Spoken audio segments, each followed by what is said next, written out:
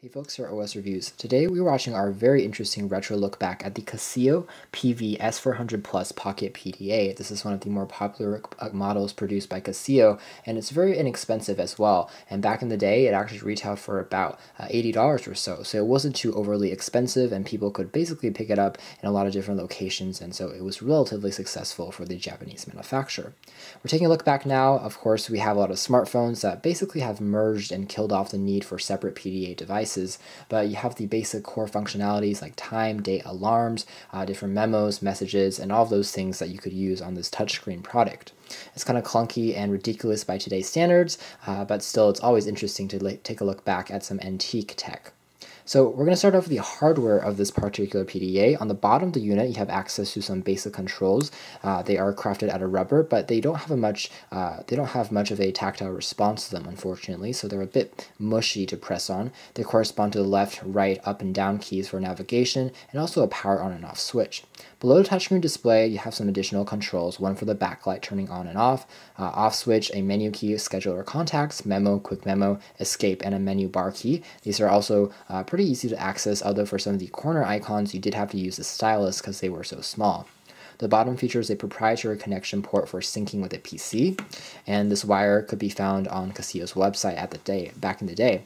And on the right hand edge you could find access to a stylus slot, and on the back you can find access to the actual operating system of the Casio Cassiopeia S400 Plus series. Is pretty interesting, just because it reminds me of a mixture between the very early Palm OS and also Windows CE. It has some of the more complexity of Windows CE, like some interesting programs and little drop boxes that you could use, but also has some very simple icons that are more in line with the Palm OS world. And you can see here this product only has 4 megabytes of built-in storage, so that's absolutely tiny by today's standards, although you could store basically all your contacts and everything in there at the time. So for example, this is kind of the main boot screen when you first power the unit on. It's a monochrome screen, black and white, and it kind of glares under the sun, but it definitely works, and it uses a resistive touchscreen display, of course, so it's not capacitive. There's access to a pocket sheet, which allows you to create memos and different captions if you want to add different tools in there and kind of jot down different notes. So for example, I can press on the new. This is kind of a version, their version of Microsoft Excel, so you can add in different text and different calculations. You can see how text is pretty tiny to tap on, especially if you're using your fingers. That was a limitation at the time. So let's escape out of that and go back to the menu. There's also a scheduler you could use for time date information. You can tap on a particular date to add a quick new assignment or a new memo if you wanted to do that. Contacts list, pretty complimentary, but the keyboard again very, very small on the bottom there. I press on the off switch there. You can also have access to your expense log, which allows you to tell you how much money you spent on a trip. A basic memo pad. Let's try adding a new memo here. Untitled 2. You can see the QWERTY keyboard will appear, but it's very difficult to type on, especially with your thumbs if you don't have nails. But you can definitely do that. There is a speaker, but it's a mono beeping speaker. It's not an actual sound speaker you can use to playback music for. There's also access to a quick memo. This is actually for jotting down notes. This allows you to draw and annotate, which is kind of interesting to paint. As you can see, there's not a lot of lag on here, which is actually pretty surprising for a product that has a very low processor. So if we think that Palm OS had processors that were about 33 megahertz, you can think that this particular device probably has an even lower processor. So maybe 20 megahertz or something like that, which is ridiculous because now we have quad-core and octa-core devices with 1.4 gigahertz and above, and this is just megahertz that's under 20, which is pretty incredible. You can go back, you can create different highlighting effects, you can create different lines that you can drag across. It's kind of fun to play around with. There's also a PC sync software there, some stuff you can keep secret, and a conversion for converting different tips and currencies.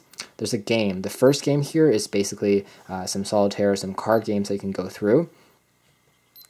And I believe that the second game there is also another card version that you could use, and you can also read the instructions that are printed in here as well to tell you how to actually play this particular games. So pressing on the bottom here also takes you to the exact same functionalities, which is kind of interesting. Now, if I remember correctly, this is also the backlight key, so it brings up this interesting indigo backlight, although it's going to drain the battery very, very quickly. And back in the day, I remember turning on the backlight and the entire PDA would be dead within about 2 weeks or 3 weeks, which is, kind of terrible by today's standards. Now, some interesting aspects I will say is that if you press on the tools icon in some of the other programs such as the contacts or schedule or memo, it brings up this little pop-up. These pop-up tools is really reminiscent of Windows CE and maybe even Windows Mobile. You can see you have the time, date information that you can set, and furthermore, you can also tap on here to access even more time and date to have a dual mode there. And there are these tiny little X's that you need to press to get out of the programs. Again, very reminiscent of Windows CE and a more complex UI, something that Palm OS obviously lacks, and so there's a kind of a differentiating factor there. There's also a quick schedule you can tap on to see your kind of week, and finally there's also a calculator. Again, kind of struggling to press the correct regions of the screen there, just because it's kind of unresponsive, as you can see. And finally, you can press on the calculator there. This allows you to actually create some basic calculations on the go, and you can always have this with you no matter what application you have open in the background. So for example, I can open up a Memo Pad or a scheduler, and I'm writing something down. I need to calculate something. I press the tools bar always in the right-hand corner, and then bring up the calculator. So it's kind of like multitasking, but at a very early stage, and that was one of the interesting aspects of this particular product. There's also a menu bar that you can press on there for options like downloading new Cassiopeia. S400 Plus can also be rearranged, kind of like on iOS or on Android. So we have the rearrange function on right now. You can see you have these kind of italics over there, and you can simply tap on the different icons to kind of swap them back and forth, actually, which is kind of interesting. How we actually use this function, basically, you tap on something, you swipe it up, and you can see how the arrangement has kind of been done. We tap on the menu bar there to access that feature, and then afterwards, we have this drop-down drawer here, and it says you can change the menu, and I can rearrange or swap the menu away, so it's kind of interesting. Some other features in this menu bar that's dragged down over here. You also have access to OS updates, what we talked about, the firmware version that you can take a look at, downloading some more applications. You do need access to the internet by having the product connected to a PC though, and there are other screen options as well, including the backlight time when it's on or when it's off, and how to automatically power off the screen after a few moments of inactivity. Basically, those are all the core functions of this particular PDA, however. So overall, this has been a very interesting retro look back at the Cassiopeia S400 Plus series, just because the operating system on here is reminiscent of both Windows CE in addition to Palm OS, and so it's kind of an interesting product for those reasons. Again, of course, a lot of our smartphones these days already have the functions of PDAs, which is why PDAs are no longer available on the market, but nevertheless, it was a pretty interesting and classical PDA that we wanted to give a final look back at. You can check out our original review that was posted on our website a long time ago if you still want to check that out, but this has been our video retro look back here at OS Reviews. Thank you for watching.